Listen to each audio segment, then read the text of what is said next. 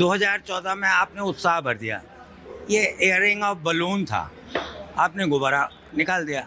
अब आप 10 साल के बाद कर रहे हैं कि जीतने के बाद भी इतने उदासीन हैं या उदास हैं, तो ये तो सिंपल बात है, ये तो प्रैक्टिकल फिजिकल बात है और साइंटिफिक बात है कि इसका मतलब आपने जो गुब्बारा भरा था उसमें कुछ था नहीं, वो गैस धीरे धीरे कम हो गए, आप उदास हो गए, तो उसमें बीजेपी के कार्यकर्ताओं की कोई गलती नहीं, आपने गैस में उनको उत्साह से भर दिया।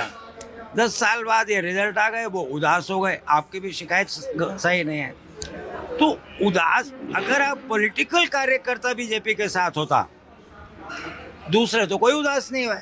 वो तो 60-70 साल से, मोदी जी खुद कह रहे हैं कि 70 साल से तुमने हमको वोट नहीं दिया और आज़ादी तो अभी आई है 2014 के बाद, तो वो तो उदास कोई नहीं, वरना 10 साल उदास हुआ। उदास तो इसका सीधा मतलब है कि वो उत्साह आपका बलून में गैस था, गैस निकल गई, भारतीय जनता पार्टी का कार्यकर्ता उदास होना ही था। चुनाव आयोग ने रात को ये कहा, आप भी जानते होंगे, चुनाव आयोग ने कहा कि नहीं हमने रोका नहीं है, काउंटिंग स्लो कर दी है। अरे जब गंगा बह रही है तो आप उसमें क्यों पत्थर अटका रहे हैं?